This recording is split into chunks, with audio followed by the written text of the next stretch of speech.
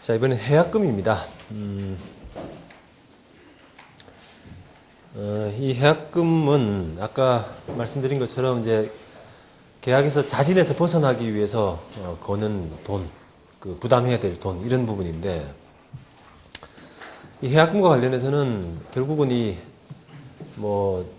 아까 해약할 때 10% 넘어서는 돈, 계약금을 감액할 수 있느냐 하는 그런 부분에 대해서 조금 말씀드렸습니다만, 그런 부분에 대한 어떤 논의는 굉장히 적은 편이고, 대부분은 해약할 수 있는 시점, 다시 말하면 언제까지 해약 가능하냐, 이행에 착수하기 전이라는 그런 그 부분과 관련해서 많이 지금 판례가 형성이 되어 있습니다. 그 부분 가지고 주로 논란이 됩니다.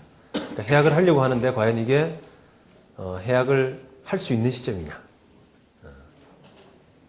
그래서 해약을 하려고 하는데라는 것은 기본적으로 이제 내가 낸 돈은 포기하고 또는 받은 돈 2배는 주고 하는 것은 기본이고요. 해약할 수 있는 시점이냐와 관련해서 이행에 착수하기 전과 관련해서는 논란이 된다는 겁니다. 지금 제가 쓴 글은 계약금 포기하더라도 언제나 이 계약 해제가 가능한 것은 아니다라는 제목으로 쓴 칼럼인데, 좀 전에 말씀드린 것처럼 사실 돈을 희생을 하고 계약에서 벗어나고 싶어 하지만 마음대로 되는 것은 아니다. 그 어떤 시기와 관련해서 문제가 있다. 제약이 있다. 이런 말씀을 드렸는데, 그렇게 생각하지 않는 분들이 참 많아요. 내가 계약금 상당히 손해를 감수한다는데 왜 내를 안 놔주느냐? 내가 왜 해약을 못 하느냐? 이렇게 생각하시는 분들이 참 많죠. 드린 돈은 포기한다는데, 또 받은 돈에서 2배를 내주겠다는데, 무슨 제약이 있느냐? 이렇게 생각하시는 분들이 많다는 겁니다. 그런데 아까 말씀드린 것처럼 어떤 시점의 제한, 이런 부분들이 따르게 됩니다. 그래서 우리가 이행에 착수하기 전, 우리가 쉽게 생각하면은 중도금, 계약금 이상 진전된 상태, 그런 상태가 되면은 계약금 상당의 희생을 치르더라도 마음대로 안 된다, 이런 뜻이죠. 이런 사실을 이제 소위 착각, 계약금 상당 희생하면은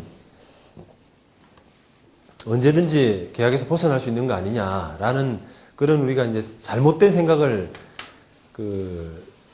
하게 된 것은 일단 우리 관행하고도 많이 관련이 있어요. 관행하고도. 특히 이제 부동산 거래와 관련해서는 이 부동산 가격이라는 것이 대체로 그렇게 떨어지지는 않아 왔습니다. 그동안에. 부동산 불패 이렇게 하기도 하죠.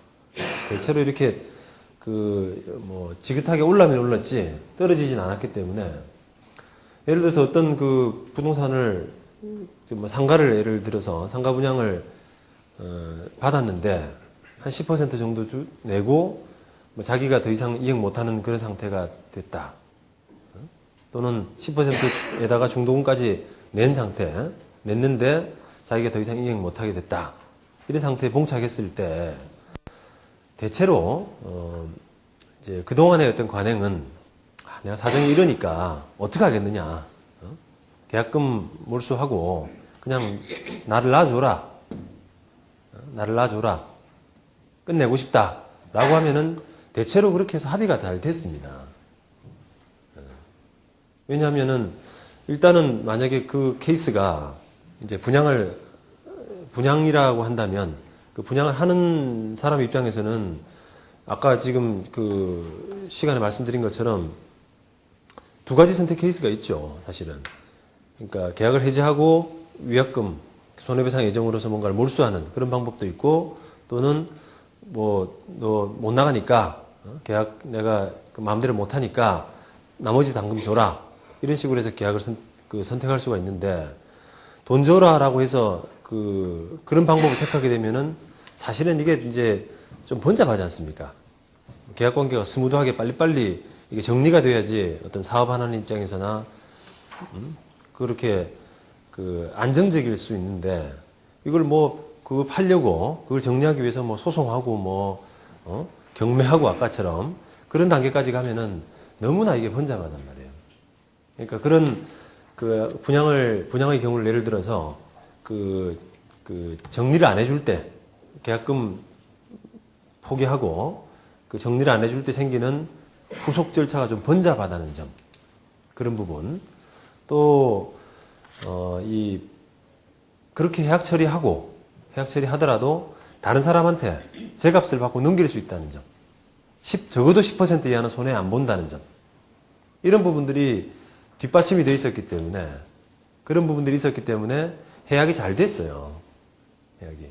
내가 사정이 이러니까 뭐 좀 해줘라라고 하면은 그 계약금 상당 정도의 희생을 치르면 어느 정도는 계약에서 벗어날 수 있었는데, 그게 지금 이제 상황이 바뀌었지 않습니까? 우리 부동산 그 상품에 따라서는 이게 지금 많이 내려간 것들이 많거든요. 분양을, 쇼핑몰 같은 경우가 대표적이죠. 분양하고 나서 받았는데 그 가격이 그냥 어떻게 가름할 수 없을 정도로 평가가 안 되는 경우, 떨어진 경우, 이런 경우가 많은데, 이런 상황에서 내가 계약금만 어떻게 하고 끝내달라라고 하면 들어주나요? 그걸 안 들어주죠.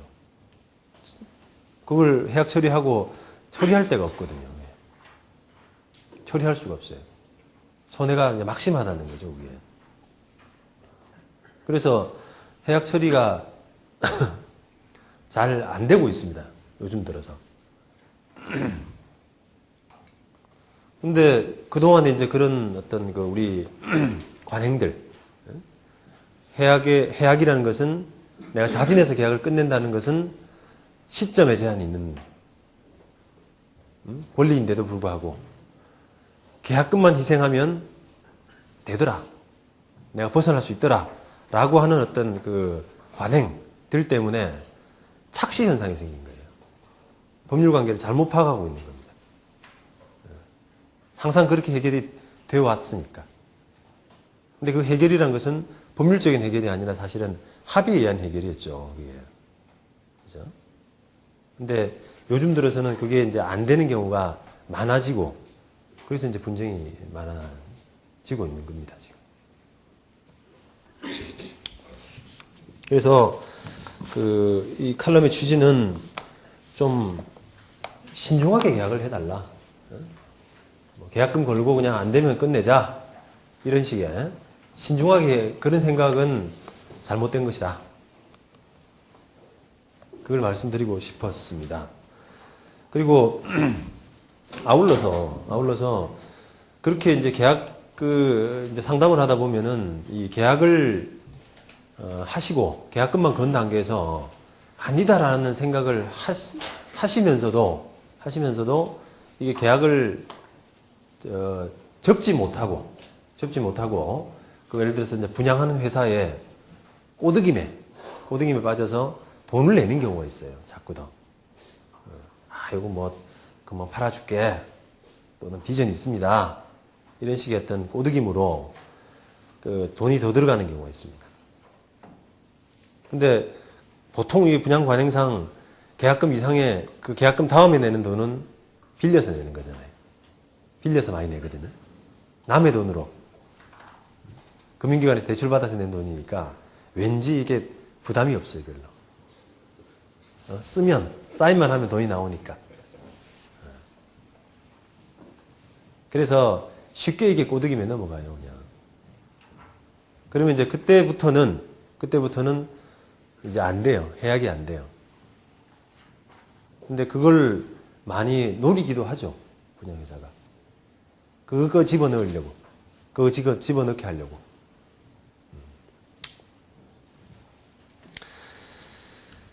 그 어떤 분들은 이게 대출금으로 넣은 것도 내가 이행이 착수한 거냐, 이렇게 생각하시는 분들이 있는데, 뭐 당연히 그건 뭐 이행이 착수한 거죠.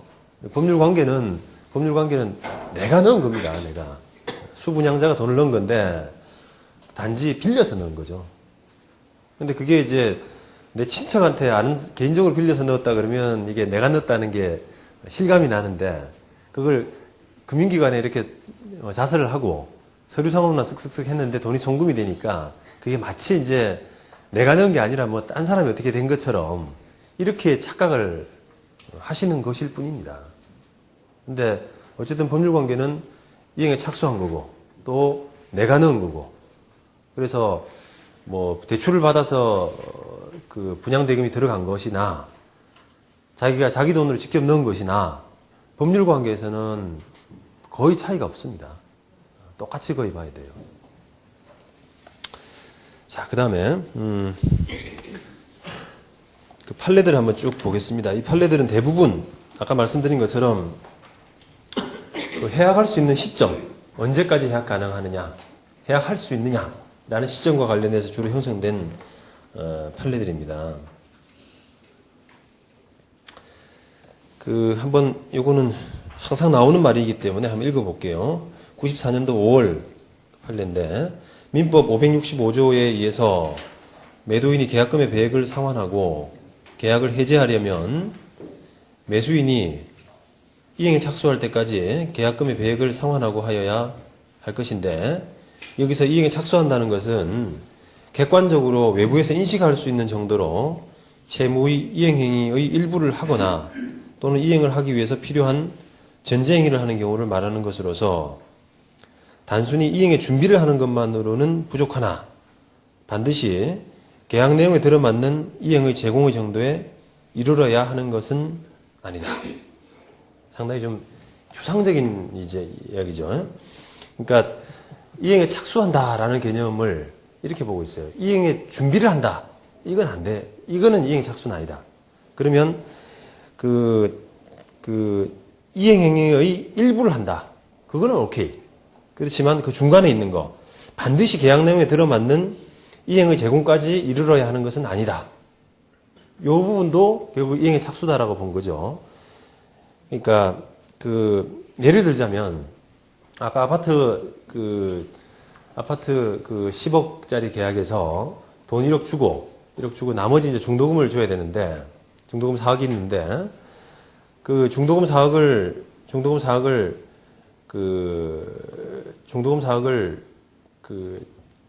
주기 위해서 대출을 받았다. 내가 는 것은 이행의 착수는 아니에요. 그러니까 예를 들어서 매수인이 중도금 4억을 지불하기 위해 가지고 대출을 받았는데, 대출을 받아서 가지고 있는데 매도인이 내가 계약 해지하겠다. 해약하겠다. 1억 돌려주고 계약 해지하겠다. 가격이 올랐다는 이유로 그렇게 하면은 해약이 된다는 겁니다. 왜냐하면 매수인이 그 대출을 받아서 가지고 있는, 그래서 빌렸던 그런 부분 가지고는 이행의 준비 정도로 볼 수밖에 없는 거예요. 이행의 준비 정도로. 그러면 이행의 일부를 제공한다. 만약에 4억이 뭐 중도금인데 5천만 원을 줬다. 이것은 이행하는 겁니다. 그죠? 우리가 매매계약과 관련해서는 돈 주는 게 이행이잖아요. 그러면 그 이행을 하는데 4억을 하는 것이 중도금 그 계약에 맞는 계약이지만 5천만 원을 준다라는 것도 이행의 일부를 하는 거예요. 일부 이행을 하는 겁니다. 그것도 이행의 착수가 됩니다. 그러면 사신분 입장에서는 만약에 해약할 조짐이 있다라고 할 때는 뭐 일단은 그거라도 5천만 원에도 주면은 이행의 일부로 이행을 일부 한 셈이 되기 때문에 그 뒤로는 해약이 안 됩니다. 그러면 거기에 중간선에 있는 것들이 참 많아요. 이제. 돈은 안 건너갔는데 뭔가 이행의 착수가 되냐 안 되냐 라고 볼 수 있는 것들이 이제 판례에서도 쭉 나옵니다. 그래서 이런 부분들은 사실은 이제 각 계약마다 모습이 조금씩 틀리기 때문에 어떤 경우에 되고 안 되냐 하는 부분은 단정할 수 없습니다만, 판례 가지고 쭉 이렇게 해보실 수밖에 없어요. 이런 케이스에서는 뭐 이행이 착수다. 이런 케이스에서는 이행이 착수가 아니다. 이렇게 쭉 보고 있기 때문에 우리 같은 케이스에서는 어떻게 될 것 같다. 이렇게 짐작하실 수밖에 없다는 거죠. 그래서 그런 모습들을 좀 중간에 있는 부분들로 보이는 그런 케이스들을 많이 연구를 하셔야 정확한 감을 좀 잡으실 수가 있습니다. 자, 94년 5월 그 판례, 그 나항 보시면은, 아마 이 사례는 이런 것 같아요. 이게, 중도금을 일부 내고, 중도금을 일부는 자기 돈으로, 매수인이 자기 돈으로 내고, 나머지는 또 이렇게, 매매 대상 부동산. 그러니까 소유권은 지금 매도인한테 있는 거죠. 매매 대상 부동산을 담보로 잡아서 돈을 주기로 한 이런 케이스 같습니다.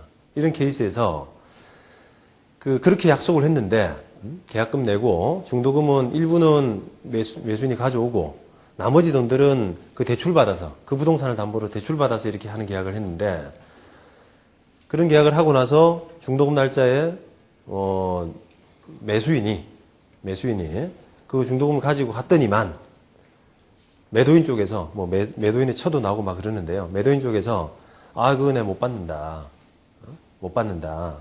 라고 해서 대출 협조도 못 해준다. 그냥 중도금만 내라. 돈 가져온 것만 내라. 이렇게 해서 돌아갔다. 이행이 안 되고 돌아갔다. 라고 하면 그것은 이행의 착수로 볼 수 있다. 이행의 착수로 될 수 있다. 그러니까 그 시점 이후부터는 해약이 안 된다는 거예요. 그래서 이 사안은 결국은 그렇게 된 이후에 매도인이 나 계약 못할 테니 해약하겠다. 이렇게 나온 케이스예요. 근데 이미 그럼으로써 그런 그 행동이 이루어짐으로써 이행의 착수가 이루어진 것이라고 본 거죠. 그래서 해약은 불가. 이렇게 해서 판단한 겁니다.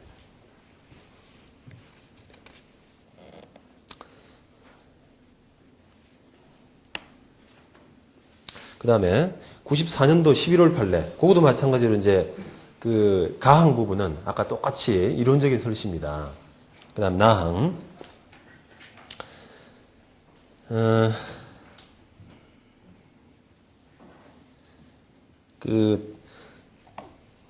계약금 걸고 중도금까지 냈는데 돈을 안 줍니다. 그래서 다시 계약을 체결했어요. 계약금과 중도금, 지급된 중도금을 합한 금액을 계약금으로. 예를 들어서 매매 대금 10억, 계약금 1억, 중도금 2억 이렇게 해서 했는데 계약금 1억과 지급된 중도금 2억, 3억을 포함해서 계약금으로 하는 다시 계약을 쓴 거예요. 계약금 3억, 예를 들어서 잔금 7억 이런 식으로. 근데 그 사이에 만약에 가격이 올랐다. 그 부동산에. 그래서 매도인이 해약하겠다. 돌려주고 3억에 3억 주고 돌려주겠다. 끝내겠다. 라고 했을 때 해약이 되느냐? 안 된다는 거예요. 안 된다는 거예요. 그러니까 계약을 전체적으로 해석을 해서 이 계약이 그냥 3억에 7억 이런 식으로 된 계약이 처음이다라고 하면은 당연히 되겠죠. 그죠? 되겠죠. 근데 이 계약은 원래 전 계약이 있었지 않습니까? 그래서 1억하고 2억이 건너간 상태이기 때문에 이미 이 계약은 전체적으로 봐서 이행에 착수한 단계라고 법원이 해석을 한 거죠. 93년도 1월 대법원 판례는 이것도 이제 작년에 아파트 가격이 참 오를 때 아주 많이 문제된 케이스인데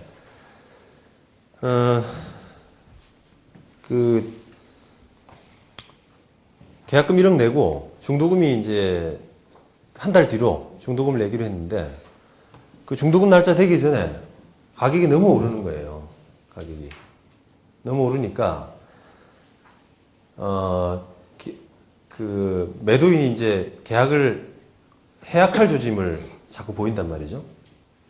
이렇게 돌려주고 그냥 계약을 끝내야겠다. 1억보다 훨씬 많이 오르니까. 그래서 그걸 이제 피하기 위해서 매수인 쪽에서 원래 중도금 날짜는 한 달 뒤인데 그 한 달 전에 넣어버리는 겁니다. 돈을.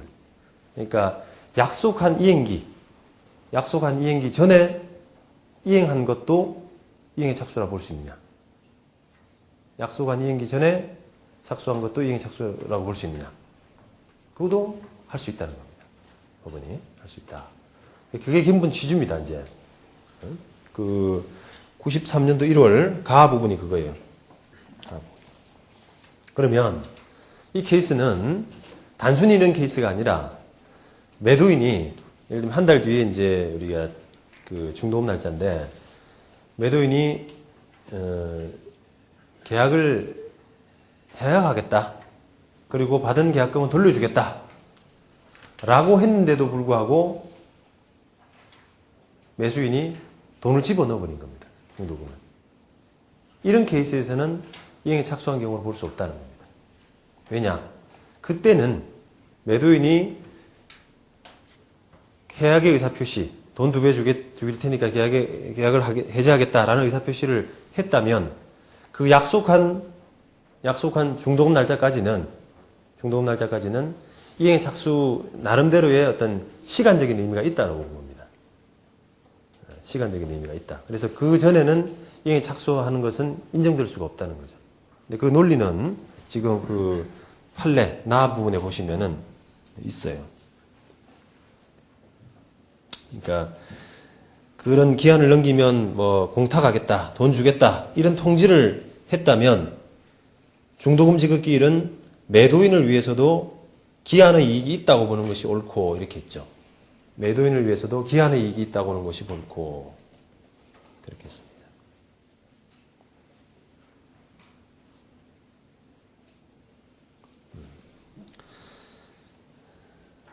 그래서 그 아파트 값이 많이 오를 때는 이게 비일비재하게 이런 일이 참 많았습니다, 이제.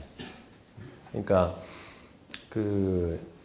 이 몇 년도 판례입니까? 93년도 1월 판례 나올 때까지는 사실 약속한 중도금 날짜 전에 돈을 미리 넣는다는 것은 쉽게 생각하기가 좀 힘들었죠, 우리 관념상.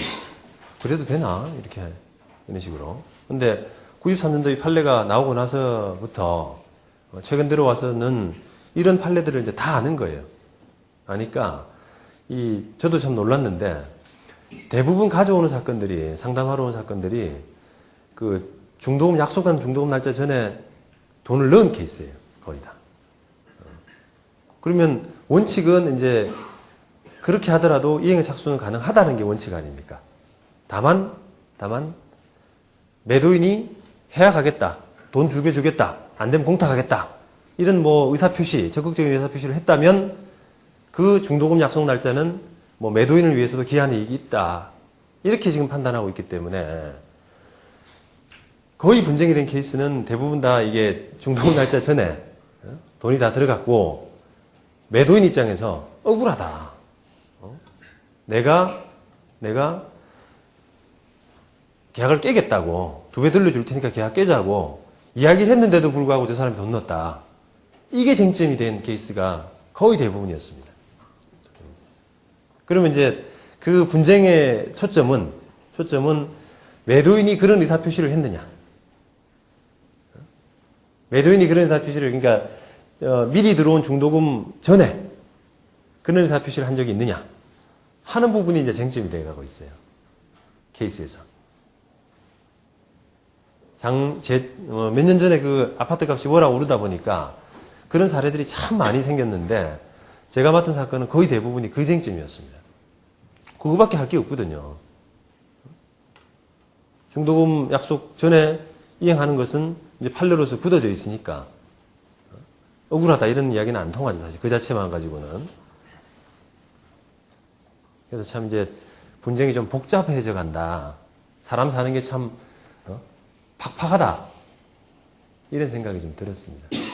사실은 이제 뭐 어떻게 보면은 뭐 아파트 부동산 거래에서 10%라고 하면 작은 돈이 사실 아니잖아요. 그죠? 그걸 몰수하면 뭐 그냥 끝낼 법도 한데, 그걸 그 손해를 다 안 보겠다고 돈 넣는 사람이나, 그죠? 돈 넣는 사람이나, 또 어떻게 보면은 계약을 했으니까 1억 손해 그냥 계약하면서 1억 손해 보느니 또 아파트 값 내릴지도 모르고, 내가 계약을 했으니까 뭐 계약은 지켜져야 된다라는 그런 양심 차원에서도 그냥 주면 되지. 뭘 그렇게 또 소송까지 하는지. 손해 안 보겠다고. 참 이게 좀 그런 생각이 들었어요. 사람 사는 게 좀 치열해진다는 생각이 들었습니다.